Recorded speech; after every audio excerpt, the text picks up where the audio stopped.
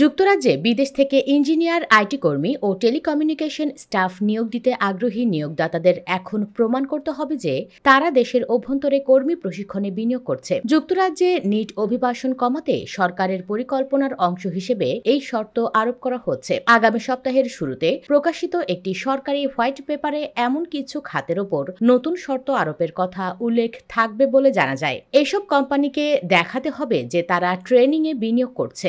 এই হোয়াইট পেপারের উদ্দেশ্য হল রেকর্ড পরিমাণ অভিবাসন মোকাবেলা করা, যা গত সরকারের আমলে বছরে 9 লাখ ছাড়িয়ে গিয়েছিল। প্রধানমন্ত্রী কিয়ার স্টারমার এখন চাপের মুখে আছেন ইমিগ্রেশনের সংখ্যা কমানোর বিষয়ে। সম্প্রতি স্থানীয় নির্বাচনে নাইজেল ফারাজের রিফর্ম পার্টির সাফল্য তাকে চাপে ফেলেছে। স্বরাষ্ট্র সচিব ইভেট কুপার গত বছর প্রযুক্তি ও প্রকৌশল কোম্পানিগুলোর নিয়োগ প্রক্রিয়া পর্যালোচনার জন্য নির্দেশ দেন, যাতে তাদের দক্ষ কর্মী ভিসার উপর নির্ভরতা মূল্যায়ন করা যায়। মাইগ্রেশন অ্যাডভাইজরি কমিটিকে বলা হয়েছিল তারা যেন খুঁজে বের করে কেন এই খাতগুলো আন্তর্জাতিক নিয়োগের ওপর নির্ভর করছে এবং প্রশিক্ষণ, বেতন ও কাজের পরিবেশ এই ঘাটতির পেছনে কতটা দায়ী। কমিটিকে গত 6 মের মধ্যে প্রতিবেদন জমা দেওয়ার নির্দেশ দেওয়া হয়েছিল। সরকারি সূত্রগুলো জানায়, হোয়াইট পেপারে অভিবাসীদের জন্য ইংরেজি ভাষার উচ্চতর দক্ষতা বাধ্যতামূলক আপাতত করা হচ্ছে না। তারা বলছে, যুক্তরাজ্যে কাজের জন্য আসা বিদেশিদের জন্য B2 নামের কঠিনতর ভাষা পরীক্ষার কোনো পরিকল্পনা নেই।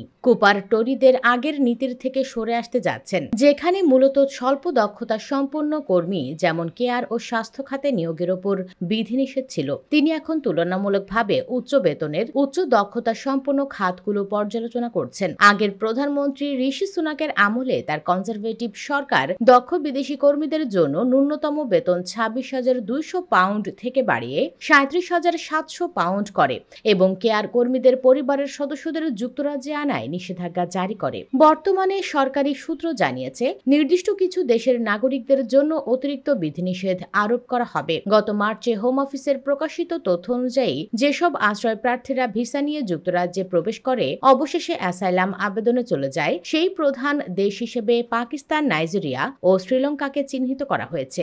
সরকারি কর্মকর্তারা ন্যাশনাল ক্রাইম এজেন্সির সঙ্গে মিলে এমন একটি ডেটাবেস তৈরি করছেন যেখানে আশ্রয় চাওয়া সবচেয়ে বেশি দেশ থেকে আসা আবেদনকারীদের তথ্য থাকবে। এদিকে গত বছর কাজ বা পড়াশোনার ভিসায় যুক্তরাজ্যে আসা প্রায় 10,000 আশ্রয় প্রার্থী কোনো এক সময় করদাতাদের অর্থে পরিচালিত হোটেল বা সরকারি আশ্রয়ে ছিলেন। তবে বিশেষজ্ঞরা প্রশ্ন তুলেছেন, সরকার আদৌ এই ধরনের ডেটাবেস তৈরি করতে পারবে কিনা এবং এটি ইচ্ছাকৃতভাবে পক্ষপাতদুষ্ট ফলাফলের দিকে নিয়ে যেতে পারে।